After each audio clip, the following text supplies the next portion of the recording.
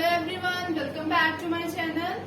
Today we will discuss our new topic that is organizing. आज हम organizing discuss करेंगे आपके साथ. इससे पहले मैंने organizing का एक शॉर्ट डाला जिससे आप अपने जो मेरे नोट्स हैं वो आप ले सकते हो उसकी हेल्प से. ठीक है, let's start with the organising. Organising से ही पता लग रहा है हमें कि किसी वर्क को ऑर्गेनाइजिंगली में तरीके से काम करना, उसको हम बोलते हैं ऑर्गेनाइजिंग. ऑर्गेनाइजिंग क्या है? It is a process of identifying and grouping the work to be performed, defining, delegating and responsibility and authority and establishing relationship for the purpose of enabling people to work efficiently and effectively. Organizing क्या है? एक process है जिसमें हम काम को क्या कर देते हैं, डिवाइड कर देते हैं या आइडेंटिफाई कर देते हैं that this is the work you have to do. ठीक है, कि ये हमारा काम है, इस काम को आप लोगों को करना है, कितने जनों ने करना है, वो सारा वर्क क्या है डिवाइड कर देना. ठीक है, grouping the work to be performed. कितना काम करना है एम्प्लॉयज ने, कैसे करना है, क्या उनकी अथॉरिटी है, क्या उनकी रिस्पॉन्सिबिलिटीज है, सब कुछ उनको प्रॉपरली डिफाइन कर देना, उसको हम बोलते हैं ऑर्गेनाइजिंग. ऑर्गेनाइजिंग में देखो, अगर हमने किसी को अपना काम दिया है, ठीक है, किसी एम्प्लॉयज को we have give the work, so उसको अगर हमने काम करने के लिए दे दिया, earlier also I had discussed. ठीक है, जैसे सपोज एक कंपनी है, ठीक है, 5000 यूनिट्स उसने प्रोड्यूस करने हैं, से किसी के भी टी शर्ट्स के कह लो. ठीक है, हमने उनको टारगेट दे दिया that you have to complete this target, you have to produce 5000 units. ठीक है, तो वो क्या करेंगे, 5000 यूनिट्स प्रोड्यूस करने की अपनी इस ऑब्जेक्टिव को वो कंसंट्रेट करेंगे that this is the objective, हमें ये अपना ऑब्जेक्टिव अचीव करना है. ठीक है, इन बिटवीन जो टी शर्ट का जो रॉ मटेरियल है वो क्या हो गया, फिनिश हो गया. बनाते बनाते ये यूनिट्स प्रोड्यूस करते वक्त उनका जो रॉ मटेरियल था टी शर्ट्स का, ठीक है, वो क्या हो गया, फिनिश.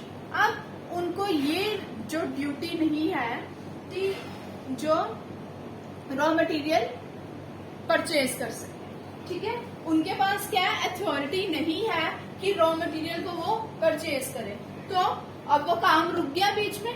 ठीक है, तो वो जो ऑब्जेक्टिव उन्होंने विद इन पूरे एक दिन में या जैसे भी उन्होंने 2 दिन में प्रोड्यूस करना था, तो वो उनका काम क्या हो गया, बीच में रुक गया. क्यों रुक गया? क्योंकि जो मैनेजर्स हैं उन्होंने उनको ये अथॉरिटी नहीं दी कि that they can also by the raw material, कि अगर वो बीच में शॉर्टेज हो जाती है रॉ मटेरियल की, वो बाय कर सकते हैं. नो, ठीक है, उनको जो है अथॉरिटी नहीं है, तो वो बीच में काम रह गया.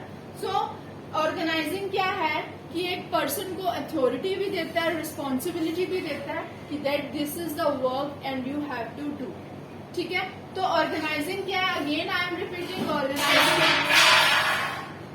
ऑर्गेनाइजिंग एक ऐसा प्रोसेस है जो identifying and grouping the work to be performed, giving the duties, giving the responsibilities to the employees to work the effectively and efficiently, so that जो एम्प्लॉयज है वो अपना वर्क क्या कर सके, इफेक्टिवली. ठीक है, next we will discuss the process करेंगे हम ऑर्गेनाइजिंग का. नेक्स्ट है हम डिस्कस करेंगे that is process of organising. Organising का प्रोसेस क्या है, स्टेप बाय स्टेप.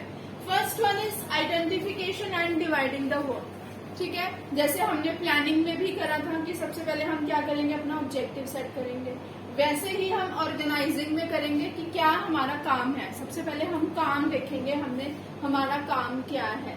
फिर जब हम अपने काम को आइडेंटिफाई कर लेंगे that this is the work, फिर हम उस वर्क को क्या कर देंगे, डिवाइड कर देंगे अमंग द पीपल. ठीक है, उस काम को हम डिवाइड कर देंगे that 3 people have to do this work and next 3 people have to do, मतलब एम्प्लॉयज में जो वर्क को क्या कर दिया जाएगा, डिवाइडिंग. तो फर्स्ट स्टेप जो हमारा ऑर्गेनाइजिंग का था दैट वन इज आइडेंटिफिकेशन, सबसे पहले अपने काम को आइडेंटिफाई करना, ठीक है, एज पर द प्लान्स, जो हमारे प्लान्स हैं उसके अकॉर्डिंग हमने अपने काम को आइडेंटिफाई करना। जब हमने अपने काम को आइडेंटिफाई कर लिया, फिर उस काम को हमने इम्प्लॉयज में डिवाइड कर देना, सो दैट जो बर्डन एक ही इम्प्लॉय पे नहीं रहे, ठीक है, जो बर्डन है वो सारे इम्प्लॉयज में शिफ्ट हो जाए।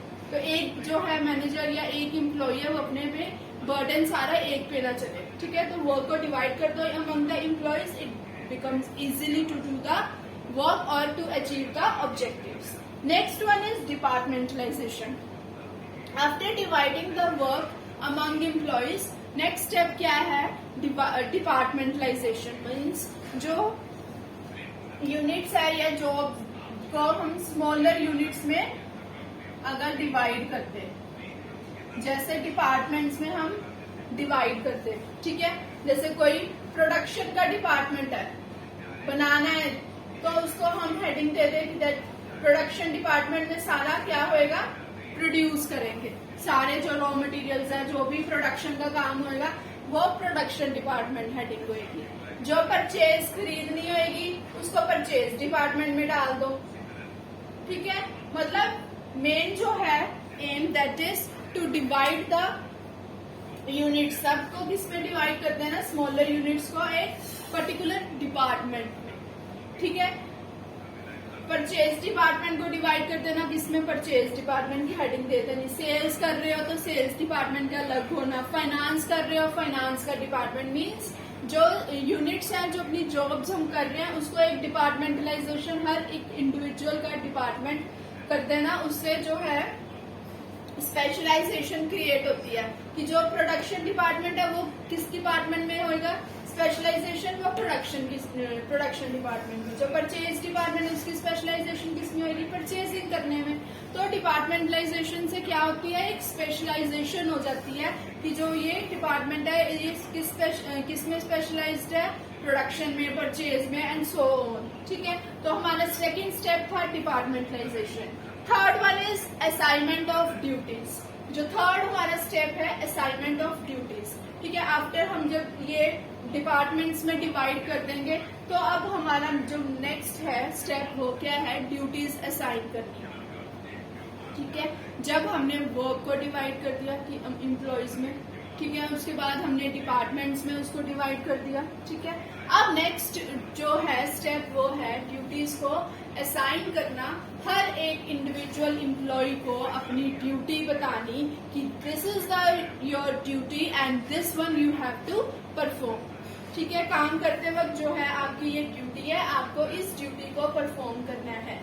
ये था हमारा थर्ड, ठीक है, प्रोसेस। नेक्स्ट जो है हमारा, ठीक है, जब हमने ड्यूटीज असाइन कर दी तो हमारा नेक्स्ट स्टेप है establishing reporting relationship. One thing remember, जब हमने ड्यूटीज असाइन करनी है वो किसके अकॉर्डिंग करनी है, according to the skills and qualification.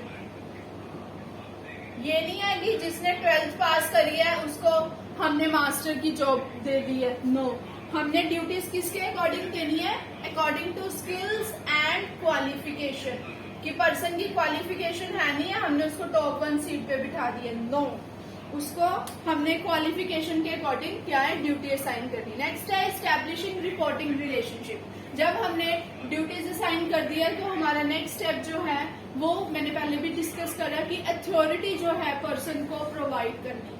अगर हम अथॉरिटी ही नहीं प्रोवाइड करेंगे तो वो अपनी ड्यूटी को परफॉर्म नहीं कर पाएगा। तो ड्यूटी को परफॉर्म करने के लिए एम्प्लॉयज को हमें क्या देनी पड़ेगी, अथॉरिटी भी प्रोवाइड करनी पड़ेगी, ठीक है। जिससे अगर अथॉरिटी होगी तो उससे क्या डेवलप होएगा, जो सुपीरियर और सबऑर्डिनेट का रिलेशनशिप है, सुपीरियर और सबऑर्डिनेट का रिलेशनशिप क्रिएट होता है, ठीक है, इन दोनों का, ठीक है।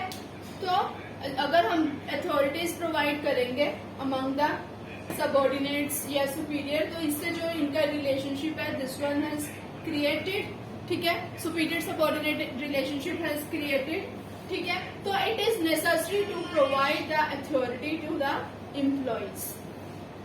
तो जो नेक्स्ट जो हमने पहले भी डिस्कस करे थे स्केलर चेन, इस स्केलर चेन के through that they can discuss the कोई भी अगर उनको प्रॉब्लम है तो वो स्केलर चेन के थ्रू अपनी सुपीरियर या अपने टॉप लेवल मैनेजमेंट तक अपनी इंफॉर्मेशन प्रोवाइड करते हैं। तो ये थे these are the process of organising. After this we will discuss the importance of organising.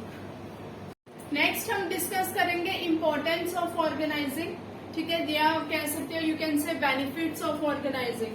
Number 1 is benefit in specialisation. ठीक है, मैंने पहले भी आपसे डिस्कस करा कि अगर हम हर वर्क को डिवाइड कर देंगे अकॉर्डिंग स्किल्स या अकॉर्डिंग क्वालिफिकेशन को डिपार्टमेंट्स में डिवाइड कर देंगे तो जिससे वो क्या आ जाएगी, एक स्पेशलाइजेशन आ जाएगी।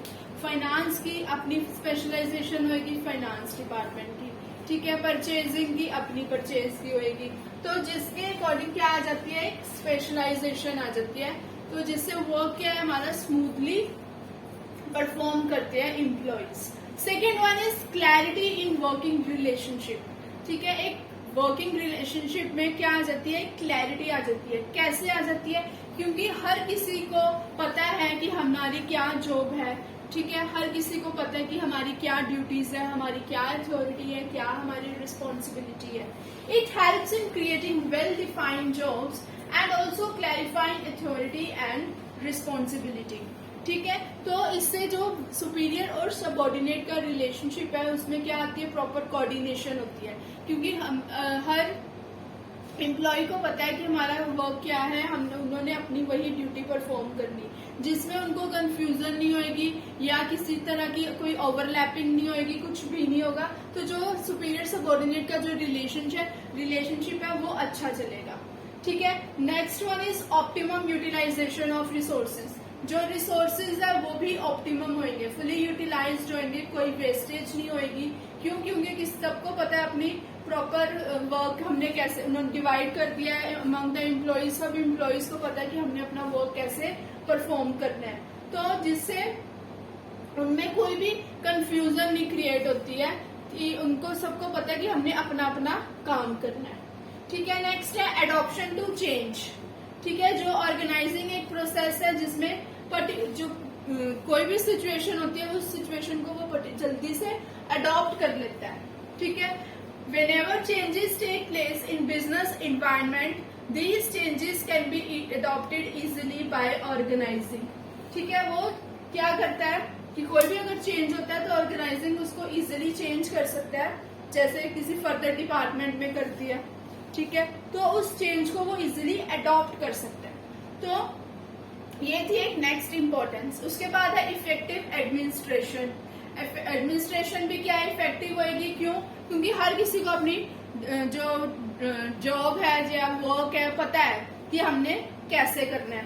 तो कोई इसमें इशू क्रिएट करने वाली बात ही नहीं होगी, क्योंकि everyone knows it provide clear description of jobs. ठीक है, उसके बाद है expansion and growth. Expansion and growth कैसे हो सकती है कि हम जो वर्क को डिवाइड कर देते हैं या डिपार्टमेंट्स में हमने डिवाइड करा हुआ है। ठीक है, तो हम और जो है डिपार्टमेंट्स क्रिएट कर सकते हैं। ठीक है, डिपार्टमेंट्स लिमिटेड नहीं, जैसे परचेज सेल्स के अलावा हम और भी डिपार्टमेंट क्रिएट कर सकते हैं, उससे हमारी क्या है, ग्रोथ होएगी। ठीक है, या जैसे कोई एडिंग मोर जॉब पोजीशन या डिपार्टमेंट। ठीक है, कोई जॉब पोजीशंस और ऐड कर सकते हैं हम, जैसे मैनेजर, असिस्टेंट मैनेजर, एग्जीक्यूटिव, कोई भी जॉब पोजीशन हम ऐड कर सकते हैं, तो जिससे हमारी ऑर्गेनाइजेशन में क्या आएगी, ग्रोथ होएगी।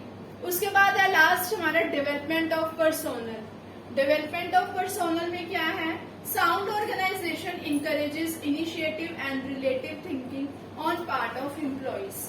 ठीक है, क्योंकि हर एम्प्लॉइज को अपना वही फिर बात रिपीट करूंगी कि हर एम्प्लॉइज को पता है कि हमने काम क्या करना है, जिससे जो ऑर्गेनाइजेशन का जो इन्वायरमेंट है वो साउंडली चलेगा। तो ये थी हमारी इम्पोर्टेंस ऑफ ऑर्गेनाइजेशन। मिलेंगे अब हम आपको एक नेक्स्ट और इंटरेस्टिंग टॉपिक के साथ। तब तक के लिए I just would like to say that don't forget to subscribe my channel and don't forget to like my videos and share my videos. Thank you and have a nice day.